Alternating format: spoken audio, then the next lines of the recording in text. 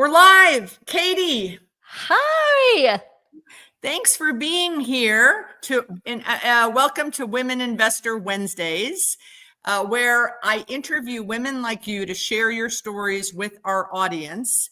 Why I like to tell a little welcome in case there's some newbies watching. Why I started this was right before COVID or during COVID, I read a stat that of all of the commercial real estate investors in the domestic US, only 3% were women. And of that 3%, half were inherited or spouses of guys that had to sign on guarantees. Wow. And that meant that I was part of a 1.5%. And I just found that to be so crazy. And so I started asking all my friends, do you invest? Do you invest? Do you invest? And they're like, yeah. I go, where do you invest? With the stock market. And many of these women that I'm speaking to are in commercial real estate. Like they do it for a job. And I'm like, you have like free legal insider trading, right? Why aren't you investing in real estate? And, the first responses were, I don't have $1 million. I'm like, well, you don't need $1 million. And then, well, I'm afraid and it's risky and I'm scared. And I'm like, don't you think the stock market's risky? I mean, that scares. When my Netflix dropped 80%, I thought that was pretty risky. And you got no control over it. Exactly. And then I kept pushing. And finally, they started saying, I don't know any other women doing it, which made sense since there's only 1.5% of us. And I said, that is a problem that I can solve. So during COVID, I did a virtual summit. 100 women showed up. Wow. Like we set it up in like a week. I interviewed 8 women like you who told their stories. And then I said, okay, we have to do this live and in person. So we've done 3 more. In March, we'll have our 5th. But because I like to keep it small and intimate, we only have about 225 women. I realized about 18 months ago, there's so many more women I want to expose people like you too. So that's when I said, let's do a podcast. And here you are to share your story. I love it. Such a great story. It's always amazing to me how few women are in real estate. It's crazy. So start from the beginning. Like, did you start investing when you were 13, 22? Let's start with the first, like you started doing fix and flips. So start from the beginning because our people love to hear the origin story. Yes. So both of my parents were in the real estate industry. My mom has been a realtor for almost 50 years, and my dad did steel erection. And we actually went through bankruptcy in the 80s. Wait a minute. What is steel erection? Steel erection. So I know it's nice, right? Wanted to kick it off with get everybody's attention. Okay. So Good. He was the subcontractor that put up this metal framing. Another way to say it. Yeah. Okay, good. And so since we went through a bankruptcy in the 80s when they had the S&L crisis and changed tax laws and real estate came to a screeching halt, what I learned was I do not want to do real estate. So went to college, graduated, took a job as a banker. I did commercial underwriting, learned how to write 30-page credit underwriting memos. Beautiful time in my life. And I actually did enjoy it because I was the weird kid who always wanted to talk about money. I was fascinated by money. I didn't understand why some people got rich and some people didn't, and why at times we had so much money, and then at other times when we were broke, other people were getting rich. And so I love that. I mean, I'm sitting down with the CEO asking him all the gory details of his financial statements. I actually love that. But then I had a son, and my husband, who's a working cowboy, said, hey, here's the deal. I will stay at home with our kid if you just let us have one. And I was like, okay, but he's not going to get in the way of my corporate career. And so we had a son, and then it turns out I loved him. So I realized, dude, I work a lot of hours with this banking job. And so I also, right about the same time, read Rich Dad, Poor Dad. And the epiphany it had on me was that our financial situation in the 80s, it wasn't the real estate's fault. It was basically my parents came from very poor backgrounds, were super successful and made a ton of money, but they outpaced their financial education. And that's what caused the crisis, which was great because I realized my knowledge and love was in real estate. So I Googled that Rich Dad Poor Dad guy, and there's a lot of crazy stuff out there about him. So I said, you know what? I want to test it for myself and see if it works. So in 2006, I bought a condo for $17,000. It was a 1-bedroom condo. I got private money because I wanted to just have a mortgage and no bank was going to lend for $17,000 to make sure the whole thing worked. Where did you get the 17 grand from? I borrowed it from my mother and paid her an interest payment, did an amortizing just like it was a bank. And the whole deal with the reason I picked the 17,000 is if everything went wrong, he was a total fraud and nothing worked, it wasn't going to really impact our lifestyle that much. I could afford to lose that 17,000, but it worked. Like it just, I mean, the tenant I inherited was paying $550 a month. Now, there were lots of things. It was a condo. It was a low income, lots of things that were horrible about it. And I don't want to ever do again, but it proved that the premise worked. So then we started buying fourplexes in 2010. What was the premise you were testing? To see, like, does it really? Because when I Googled him, it was like, he's a fraud. He never did real estate. He makes his money on education. And being a skeptic, I'm like, it makes sense, but maybe there's something I don't know. So I wanted to show, one, that I was capable of buying the property, that a tenant really could repay the principal and the interest and cover the expenses and create cash flow. So I was just like, how could I basically, in business, I think they call it like, what's the minimum viable product? This was like the minimum viable product for me to prove to myself that real estate investing really does work. How did you find the condo? I'm pretty sure it was on the MLS. Okay, great. Okay. And your mom might have helped you too. Yeah, she's a realtor, right? Yeah. And I want to say that my sister had lived in this complex back in the savings and loan crisis. She bought her condo for like 10 grand on the steps in the savings and loans crisis. So I was familiar with the apartment complex, even though I had moved away and it was years later. So I kind of had some familiarity. And this was in Texas? Yeah, Bryan, Texas. So I live in Bryan College Station, which is the home of Texas A&M. It's in about an hour and a half north of Houston, hour and a half east of Austin, Central Texas. Okay, great. All right. So you get the condo and it worked. And it totally worked. So that was exciting, but it was not until 2010 until I went in full force. So at that point I decided to move back to my hometown, which is why I bought the condo here, because I was living in San Antonio. That's where I worked after college. And so we moved back to my hometown and took a job with a bank and then went to work for a customer. And that was a pivot moment for me because for the first time I decided I'm no longer going to work for salary. I'm going to work for education. So I went to work for a startup company that took care of people with Alzheimer's and dementia. And my job was I was going to find the land and oversee the construction to build these buildings to take care of people with Alzheimer's and dementia and then turn it over to the ops team. And I knew nothing about it. I was in way over my head and didn't even realize at the time when I started doing development that I'd already done a skinny version of it. So that goes to show you don't have to be real smart to be in real estate. I am living proof of that. And I did that for 7 years and I actually loved it. Those guys were so smart. I learned so much about business and then they sold. So I took that little bit of money and decided I'm going to bet on myself. And we started buying in 2010 some fourplexes out of foreclosure. And we were going to do low income housing because I mean, what do you want? A government guaranteed paycheck seems so dreamy. We leased them up and absolutely hated it.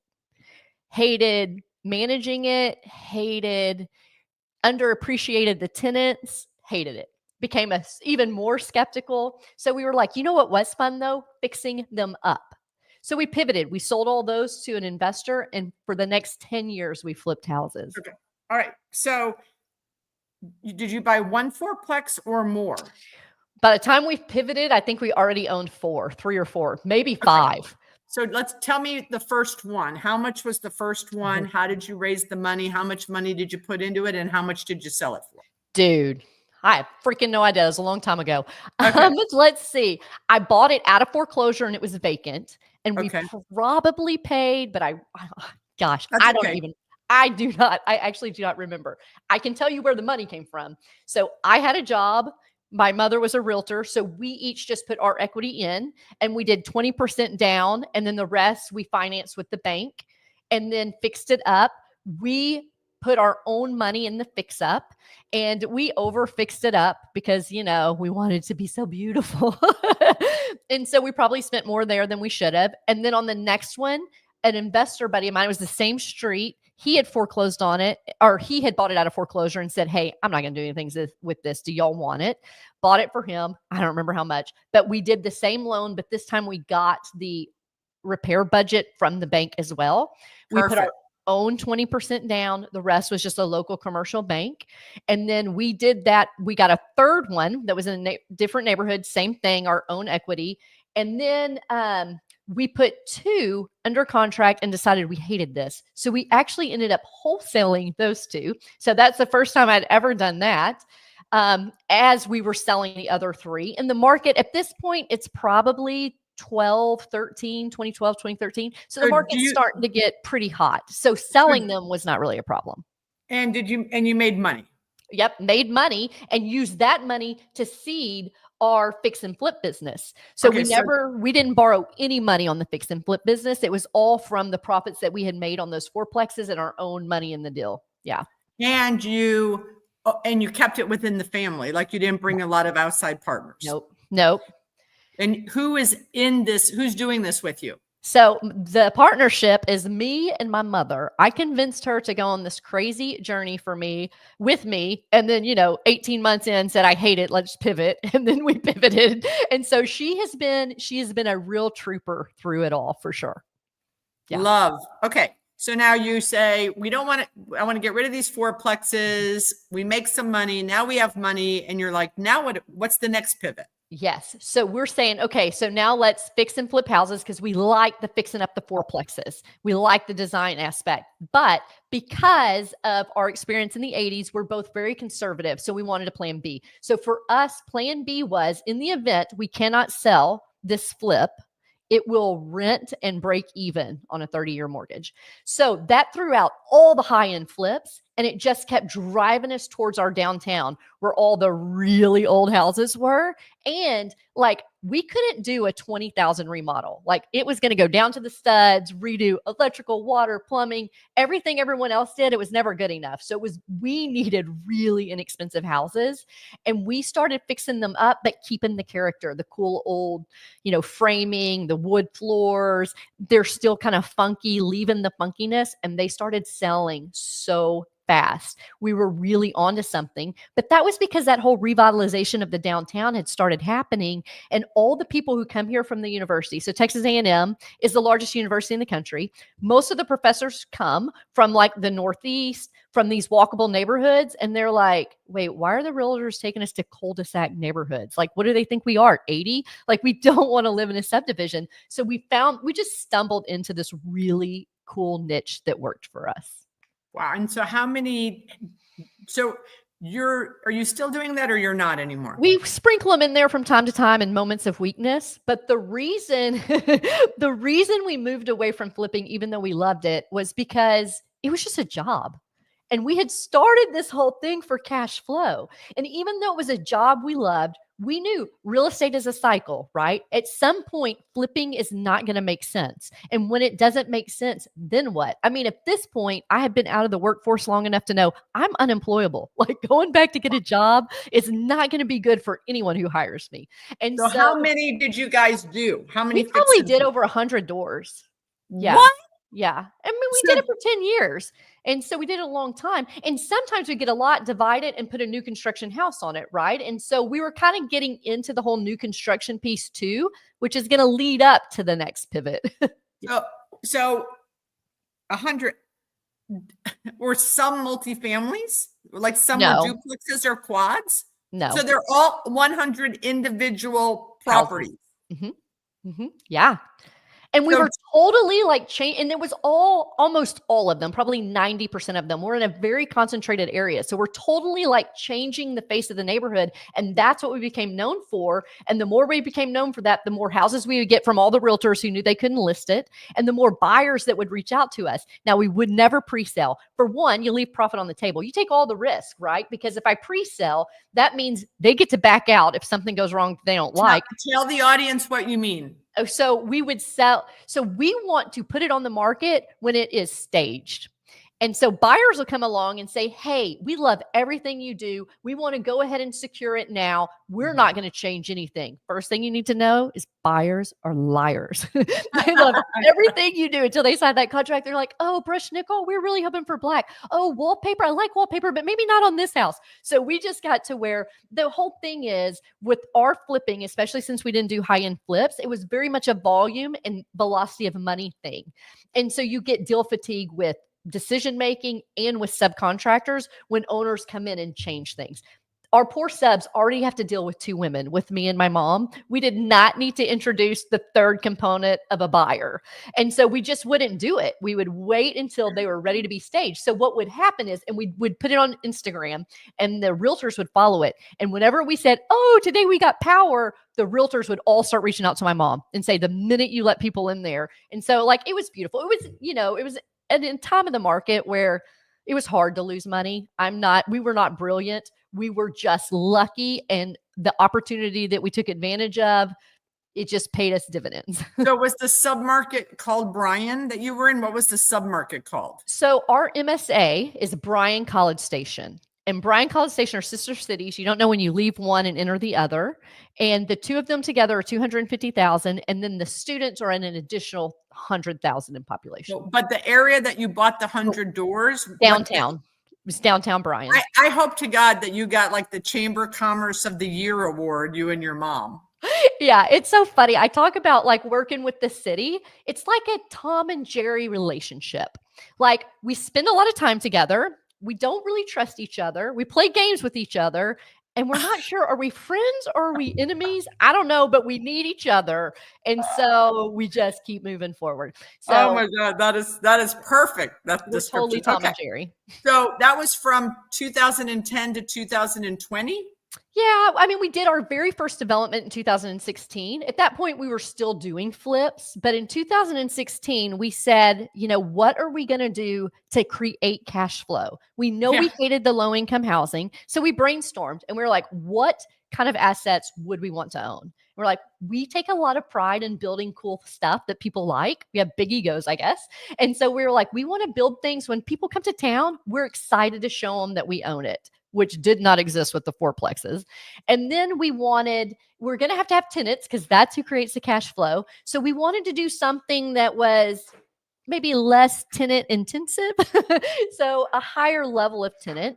And then we had fallen in love with downtown and we saw the revitalization happening. And we're like, that's you created it. You created the revitalization. Let's just say we fanned the flames. We definitely fanned the flames. Okay.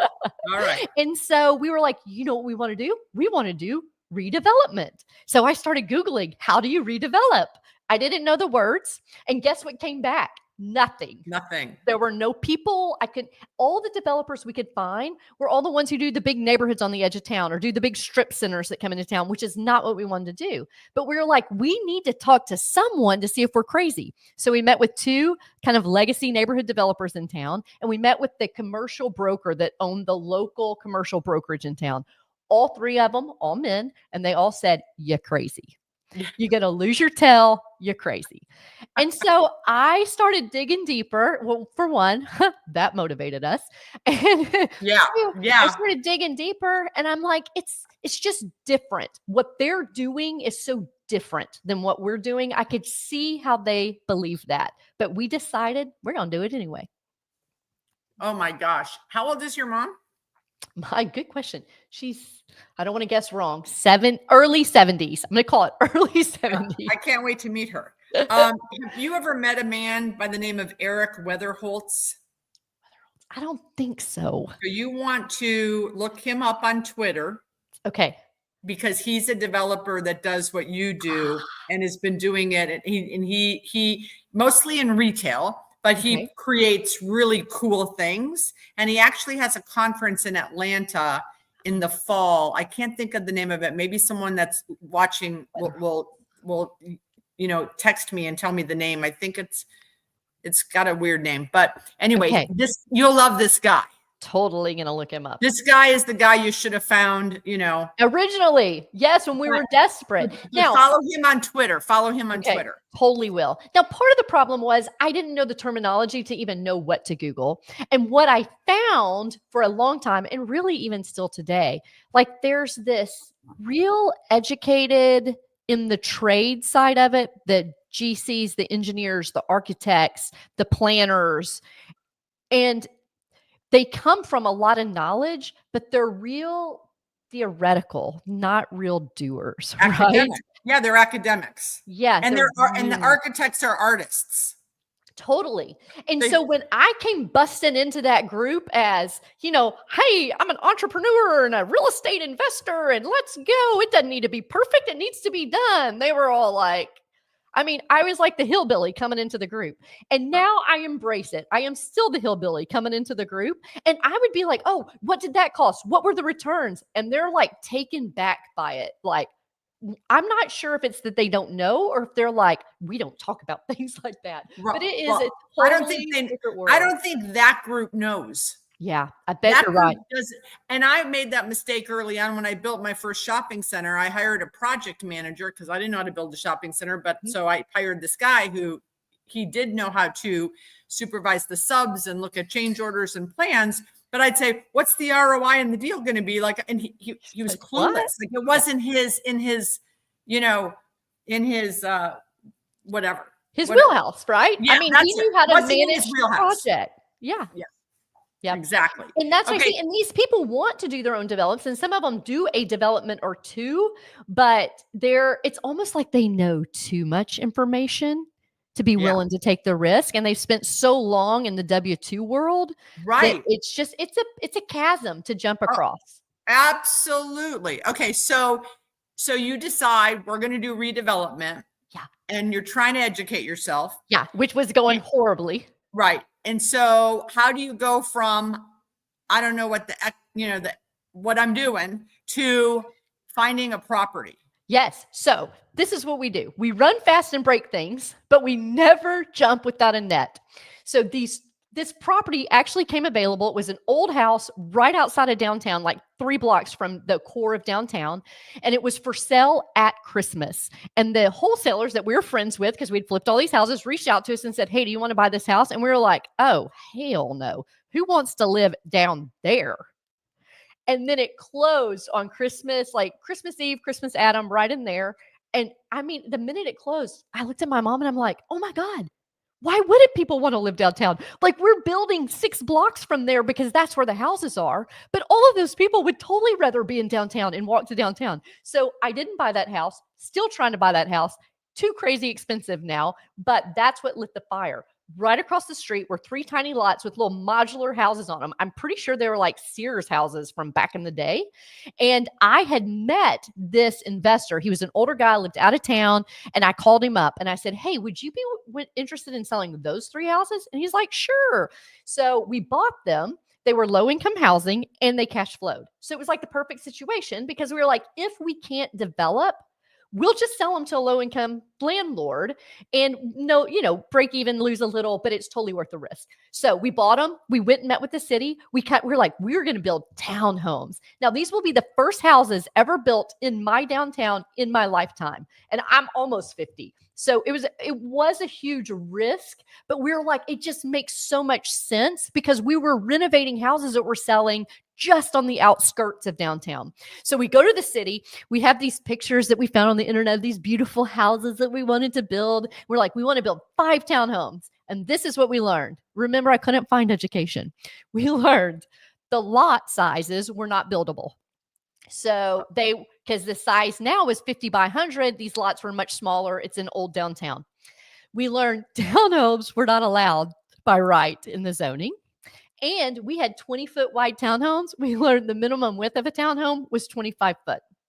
So the city was like, nothing that you want to do works. And then they said, but we love this vision and we want you to build that there. So what if we give you some of the right of way? It was on a corner lot so that we could put 7 townhomes. And they're like, we'll do a PD so that you can build townhomes. We'll allow for the 20-foot wide plan development. So it's like special zoning.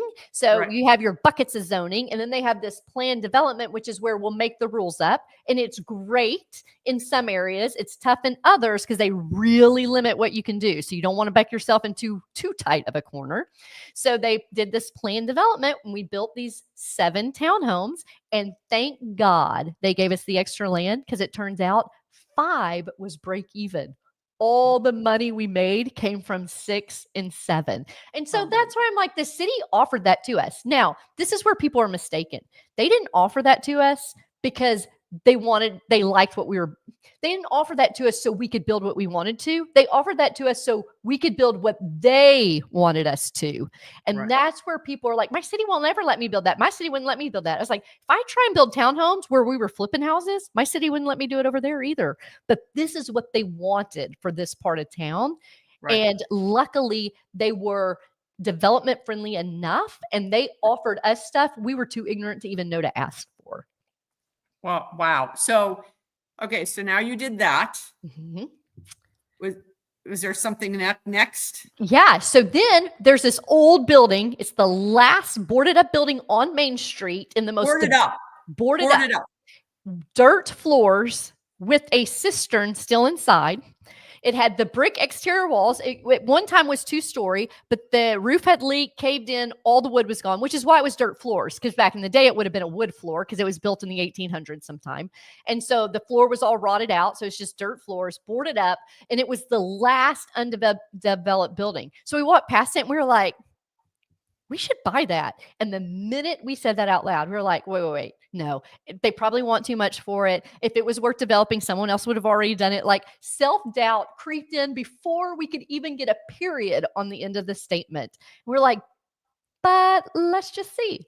So we looked up the owner on the appraisal district, Googled his name, and lo and behold, his work email was right there on the internet. So I just shot him an email. And months later, we owned it. We were the proud owners. And once we bought it, I cannot tell you how many people said, I always wanted to buy that building. I was going to buy it. It's like, it was for sale forever. But everyone probably didn't get past the self-doubt and just assumed something must be wrong if the building hadn't been developed. So we were so damn scared. So we partnered. How much? So this one we paid $240,000 for. Okay. And then we got a loan. Did you buy a cash or a loan or what? So for the building, we paid cash. For the renovation, we borrowed the money. And for the cash, we were so scared, we brought in everybody. The architect was sweat equity. The contractor was sweat equity plus capital. I called my old boss that sold the company. He invested. Called my buddies over. And I mean, this deal, we got a $525,000 loan. We paid $240,000 for it. So we're in under $800,000. And we got 7 freaking owners in this building. And I am reminded of my fear every quarter when I write 7 distribution checks on an $800,000 project. But you got to do what you got to do to get the confidence to take the step. Of course. I have lost 7 deals because I had fear. And I reached out to men because I couldn't reach out to women. And they discouraged me to do those 7 deals. So instead of me instead of me getting partners to overcome my fear, I dropped 7 deals that I drive by quarterly to be reminded and remind myself that I don't need someone to support or validate. Yeah, validate my good picking. So now I know that and all of those 7 are developed into the vision that I had with other people. Such a good but painful reminder. It's a painful reminder, but yeah, I don't need someone to co-sign anymore on my, have a plan.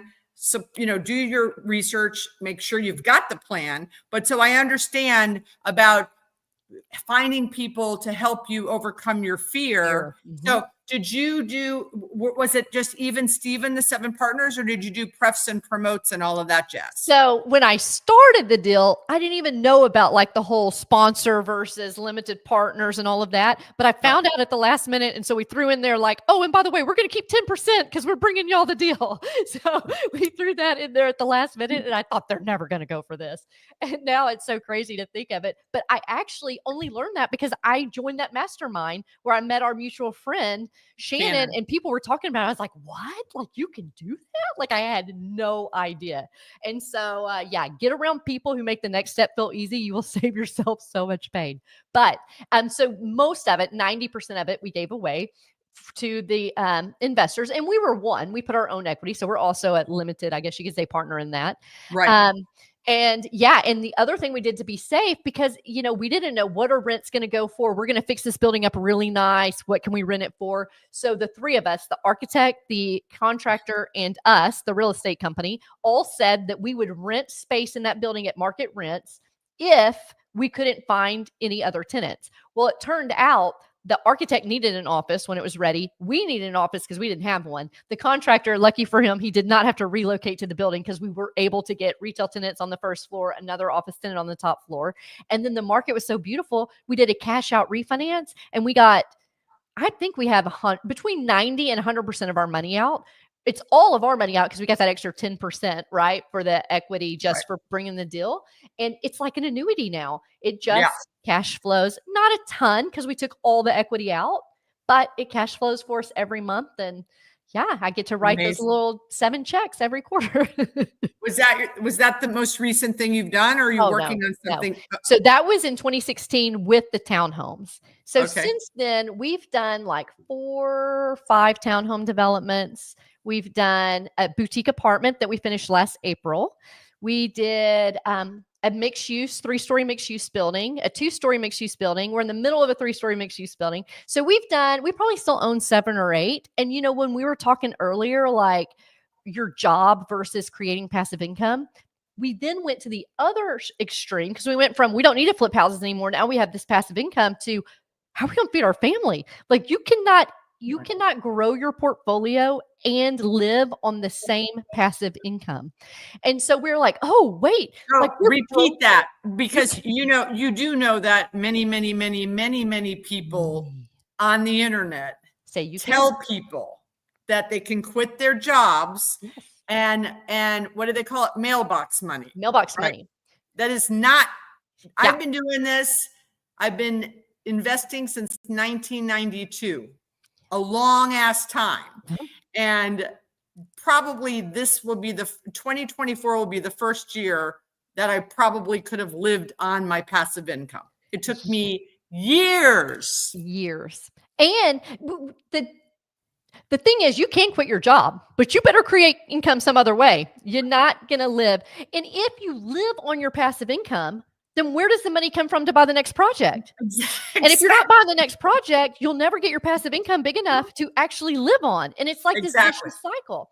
So what we realized was that we needed a blend of both. So what we do still to this day, everything that can be deeded single family, we sell. So all of our townhomes we sell, and all of our multi-tenant stuff we hold. So we sell the townhomes. 1, it's our income.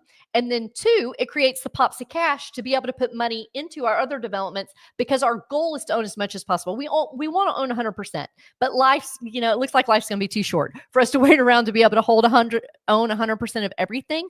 But what sounds like a nightmare to me is to own like 5% of 1,000 doors because your work is the exact same, whether you own 1% or 100%. So we want to be in the 40 to 80% ownership of every deal. And the way we do that is to sell these townhomes so that we have this equity that then we can invest into our own projects. Amazing. Amazing. Yeah.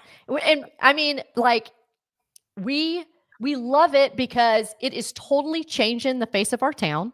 We're creating a legacy, not just for our family, but like we're creating a legacy for our town. And everything we build looks very different from anything else. Because what I hate is when you go into a subdivision and it doesn't even matter which town you're in, it looks the same. Every building looks the same. in that town as every other town. I And can't wait to come to Bryan, Texas and see what you've done. I want you to. But when you drive around downtown, you would not, other than because it's newer, you would not say, oh, you built that one, so you built that one. Like they all look so very different. And what we love about selling the townhomes and then renting the apartment building that's directly across the street is I believe a vibrant, sustainable community has renters, homeowners, and businesses all right there in the core. And we're able to do that downtown. And it creates vibrancy for our mixed use buildings. If it turns out that their resident lofts aren't very useful anymore, people aren't renting them, we'll convert it to office space. When office space isn't good, we can put a loft unit in there. And so it just creates a lot of diversity even inside the walls of the building when you're in a zoning area that allows for multiple uses inside the same building. Now, the downside is the banks don't understand it. The city struggles to understand it. And so it's a lot of education and a lot of obstacles and hurdles. But once you get them on your side, then it just gets easier and easier because they understand, well, y'all do what you say you're going to do. So just go do it again. Right. That's happened to me. I had to go get approval to build my second shopping center in a different city, but it was the city next door to the city that I did the first one. Yeah. And the city council said, you saw what she did next door, right? We want her to come here and do it here. Mm-hmm. So it gets easier because you deliver on what you promised. Yes. You know, the most eye-opening experience was after we built those first townhomes, then we built townhomes across the street, we built a mixed-use building on the corner, and then we bought this little plot of land, and we decided we were going to put a cottage cluster there. We don't have cottage cluster zoning, which basically means, so if you think about the orientation of houses, they always face the street. Every lot touches public right-of-way. That is the traditional, since World War II, development pattern that America does. A cottage cluster has the houses facing each other, and some of the lots don't touch public right-of-way. And unless you have special zoning allowing it, it is not allowed by ordinance in any city. So we go to our city and we're like, this is what we want to build. And they were like, okay. So we had a comprehensive plan done, and the person who did it, the consultant, talked about this, but he wasn't even able to give us good examples. So we've heard of this terminology, and y'all have done other stuff in downtown, so let's try it. So I take it to my civil engineer, and I'm like, draw this. He goes, no, the city will never, which is a conversation I have with my civil engineer a lot. This doesn't meet city ordinances. They're never going to approve it. I said, hey, how about this? Don't look at your ordinance, draw what I tell you to, and we'll let the city tell us no instead of telling the city that it won't work. How about that? And so we submit it to the city, and then they send out the notices because it's going to have to be a planned development because this zoning doesn't allow. And guess who fought us? All the people who bought those townhomes we built. And so they came out and opposed us at city council. And it's so crazy, one, for how fast people can become NIMBYs, like not in my backyard, like on a dime, because we had just built those townhomes just a few years before, and they were low-income modular houses. And now their argument was we were going to ruin the value of the homes that we built for them. Now, it was kind of cool because it's like, wow, we built something they love so much that they want to fight for. But it was frustrating because they were fighting us and we built them. That's crazy. The moment was at city, it failed P&Z, planning and zoning, with a tied vote. So when something fails planning and zoning, people often think that you have to have that to go to city council, but you don't. It's easier to go to city council with their approval, but the city said, hey, you've already spent the money, you've already done the work, let's just take it to city council. So we go straight to city council. They got it rounded up, all the neighbors they could find to speak out against it, and they show up at city council and do that. And the city councilman said, this is a cool project. These guys have done a lot of things in town. We've done a consultant study that said we should explore this. If anyone is going to test it, why wouldn't we let the people who have done what they said they're going to do in our downtown? And so they totally said, let's just try this one and see how it turns out. And they approved it, much to the neighborhood dismay. And, but yeah, it was that reputation. They said, we don't understand it. We don't know how it's going to work out. But because y'all have done what you said, we're going to trust that if we're going to get anyone to do this, it would be y'all instead of someone else that we've never even had built in our town. So Amazing. Now, reputation is makes that it. up? Is that up? It Is that is. So we finished them and sold them all in April of this past year is when the last one sold, and they are adorable. Oh my gosh. Oh my gosh. What a story. So Yeah. is your mom going to retire, or she loves doing this with you? She loves it. And my goal is for her to work as much as she wants to get to a point where we systematize everything. She came from the generation that really feels like if you're not working hard, then you don't Yeah. deserve what you have. And so it's been hard because I'm all like, it sounds awesome, letting other people do the hard work. And that's just and so it's definitely kind of a clash in philosophy, but I know it's important for her to always work and kind of grind. So I want her to do that at whatever level she wants, but also have the systems in place that it's not required for us to do that. But if we choose to do that, we have the space in which to do it. So we've hired a project manager who does all of our construction, and we've built our team. We have a property manager who manages our properties, but we can do the parts we love. We can dream up the projects, negotiate the deals, design them and get them going. And then we kind of have a team we can turn it over to get it across the finish line. Who else is on your team besides the project manager and the property manager? That's it. So Yeah. we have one property manager and she's part-time. We have our construction manager, he's full-time. And then we have, we want to hire a handyman. The problem is we're not big enough. We're going to be close when we finish building what we have. We're going to have around 180 to 100 units, depending on how you count all the commercial. So we're going to be close to being able to afford like a handyman, but a part-time handyman or a on-call handyman, like I think it's non-existent. And so I think we're going to bite the bullet and just do it. Yeah, I think, I mean, I have a porter, but before I was big enough to employ one, we would have a porter service. Yeah. And I had to manage them more. Mm-hmm. But the good thing about having a porter service is if someone called in sick, the porter service would send another porter, right? That's what makes me nervous about having a handyman is he's got to be available all the time. And if he's not, then you're just back in the bucket you were in before of who are we going to call to try and get out there. Yeah, exactly. Okay. So, this has been great, but please tell the audience what you also do for cash flow. Yes. So people were reaching out to us all the time saying, oh my God, do you think I can do this in my town? Do you think I can do this in my town? And I'm like, I was the person who could not find anyone to help. And so I started researching, but that's like a 2-week project. Like, where's your town? What's the zoning? And I became completely overwhelmed to where I didn't even want to look at messages. And so it's like, they wanted to pick your brain, Katie. Pick my brain. My brain is so picked over. If they only knew. So picked over. But, and then I was like, I don't know. Is it even scalable? Can you do it in other towns? But I was like, you know what I want? I want people to own their towns. I do not want America to be owned by all institutional real estate people and all businesses to be huge corporate behemoths. When you come into my town, I want it to look different than when I go and visit the next town. And the only way to do that is to empower and enable people to figure out how to do it.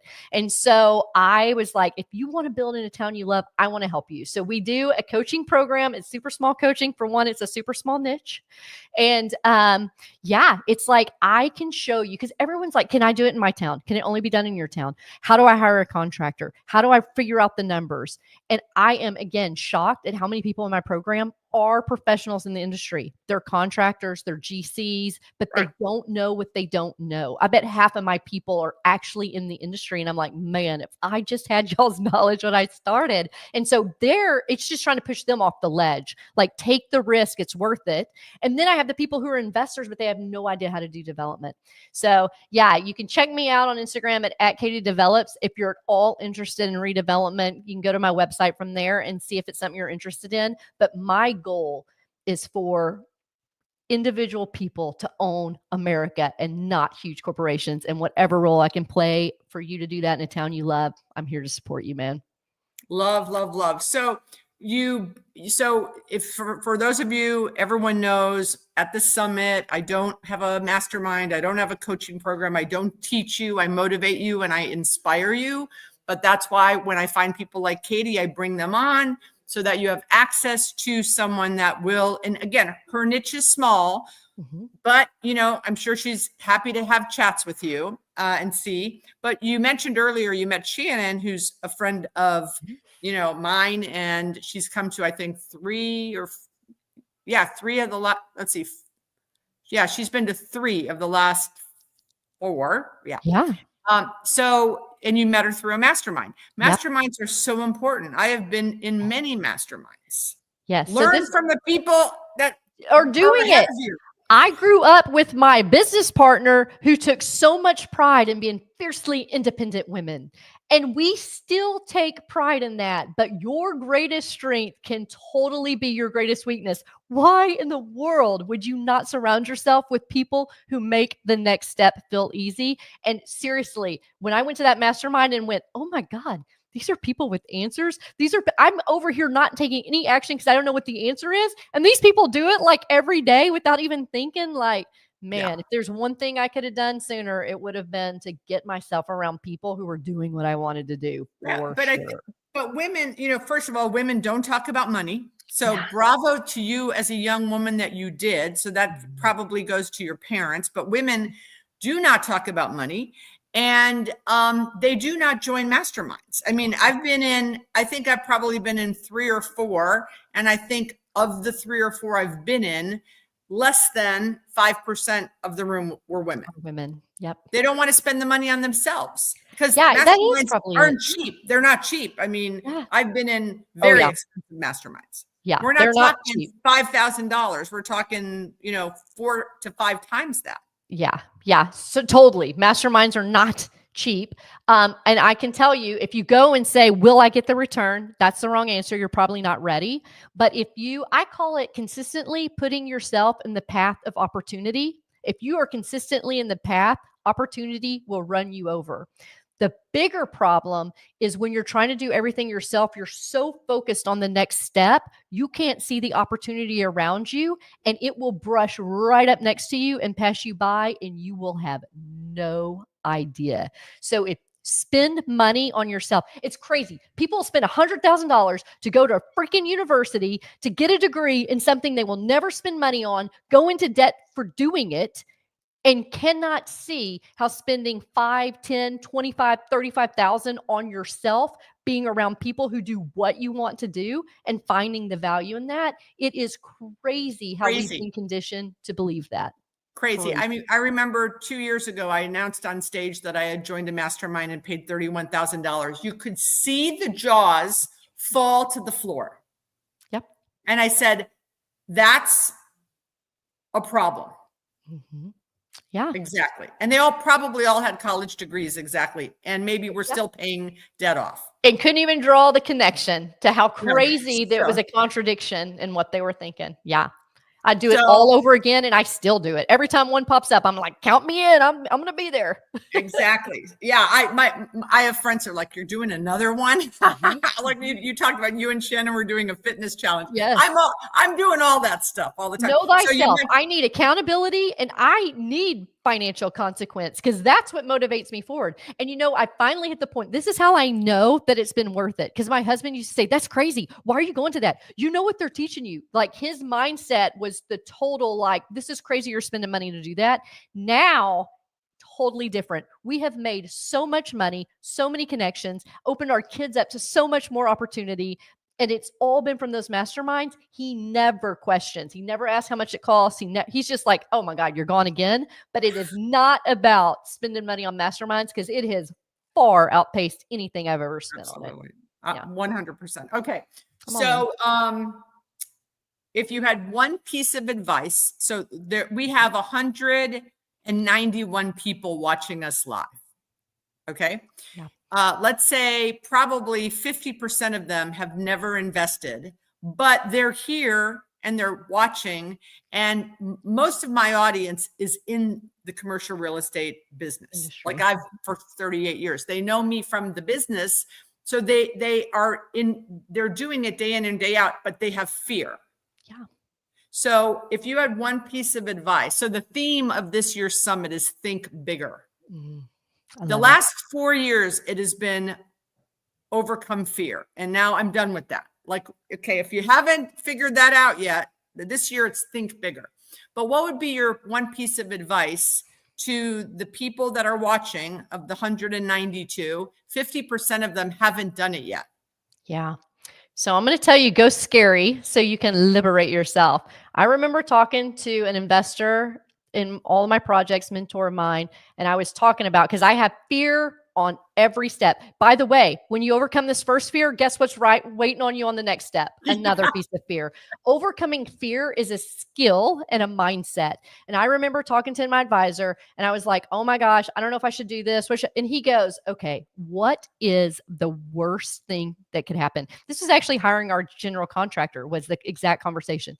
He goes, what is the worst thing that could happen? I'm like, oh my gosh, we could not pay him. He loses his job.